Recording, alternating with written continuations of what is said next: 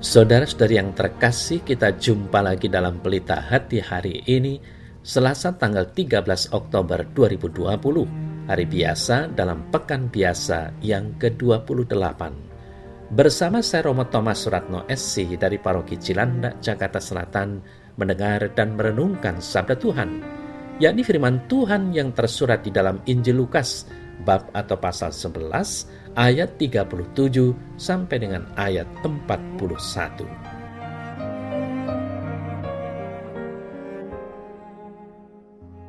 Ketika Yesus selesai mengajar, seorang Farisi mengundang dia untuk makan di rumahnya. Ia masuk ke rumah itu, lalu duduk makan. Orang Farisi itu heran melihat bahwa Yesus tidak mencuci tangannya sebelum makan.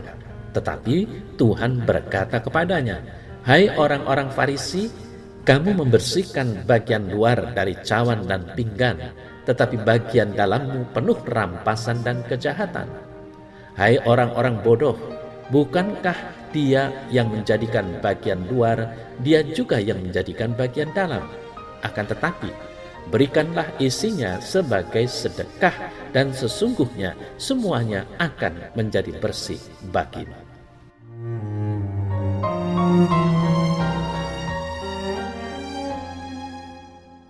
Saudara-saudari yang terkasih, setelah Yesus mengatakan dengan keras generasi yang jahat kepada banyak orang karena mereka meminta sebuah tanda, sekarang Yesus langsung berhadapan dengan kaum Farisi.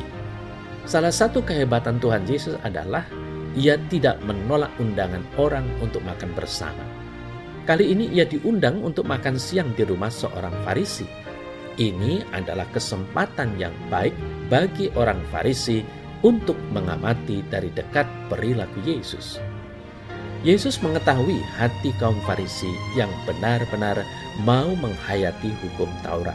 Tetapi hal yang lebih penting bagi Yesus adalah Ia datang bukan untuk mencari orang benar, melainkan orang berdosa untuk bertobat. Itu sebabnya Ia tahu pasti ada masalah dengan kaum Farisi, tetapi Ia tetap masuk ke rumah orang Farisi untuk makan. Orang Farisi itu heran karena Yesus tidak mencuci tangan sebelum makan. Tentu hal ini kurang bagus bagi orang Yahudi karena mereka harus membasuh diri sebelum makan. Saudara-saudari yang terkasih, sambil memandang orang Farisi yang mengundang dia untuk makan bersama, Ia berkata, "Hai orang-orang Farisi, kalian membersihkan cawan dan pinggan bagian luar, tetapi bagian dalam dirimu penuh dengan rampasan dan kejahatan. Hai orang-orang bodoh, bukankah yang menjadikan bagian luar, Dialah juga yang menjadikan bagian dalam? Maka berikanlah isinya sebagai sedekah, dan semuanya akan bersih bagimu." Saudara-saudari yang terkasih, teguran keras Yesus ini tidak hanya bagi kaum Farisi, tetapi juga kepada para pemuka agama dan para ahli Taurat. Mereka ini memiliki kebiasaan melihat kelemahan orang lain dan membenarkan diri sebagai orang yang paling sempurna menghayati Taurat. Yesus menegur mereka dengan kuasa dan wibawa. Orang-orang Farisi hanya memperhatikan hal-hal yang sifatnya eksternal. Mencuci cawan dan pinggan bagian luar adalah teguran Yesus kepada orang-orang Farisi yang hanya memandang hal-hal lahiriah saja. Mereka boleh menegur dan mengajar orang lain, tetapi di dalam hati mereka terdapat timbunan kotoran berupa dosa dan salah. Hati mereka justru penuh dengan rampasan dan kejahatan. Jadi Yesus justru melihat pada orang Farisi yang tidak memiliki sinkronisasi antara perkataan dan hidup mereka yang nyata. Tidak ada faedah membersihkan cawan bagian luar kalau di dalam cawan itu sendiri kotor. Tidak ada faedah melihat hal lahiriah padahal di dalam hati penuh dengan dosa. Saudara saya terkasih, Yesus dengan pertanyaan retoris, bukankah yang menjadikan bagian luar, Dialah juga yang menjadikan bagian dalam? Mau mengatakan bahwa religiositas yang benar nampak dengan jelas dalam jati diri setiap orang.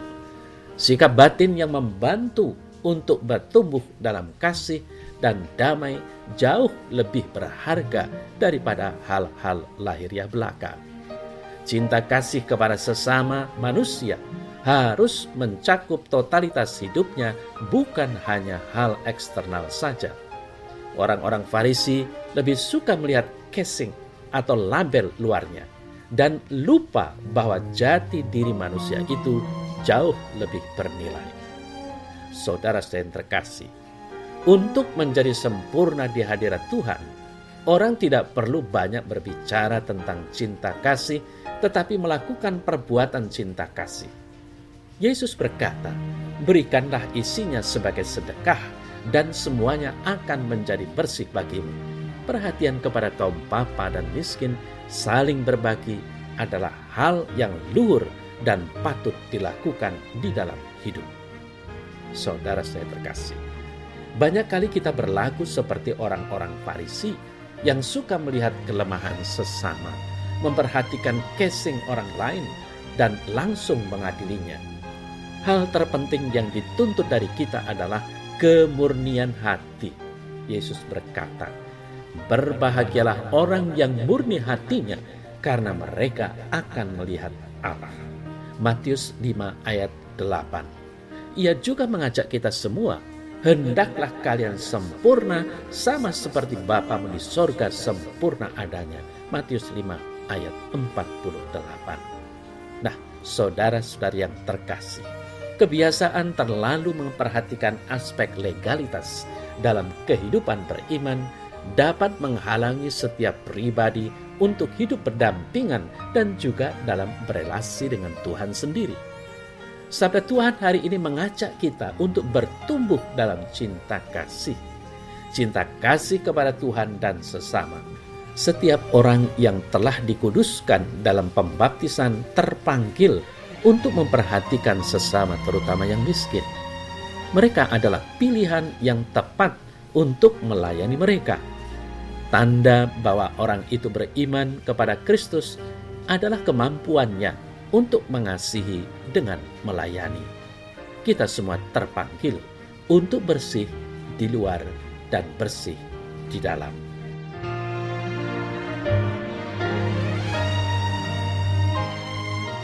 Ya Tuhan Allah, bantulah aku supaya aku dapat menjalankan pelayananku bagimu kepada sesama, tetap dengan tulus hati yang mengalir dari lubuk hatiku yang dalam.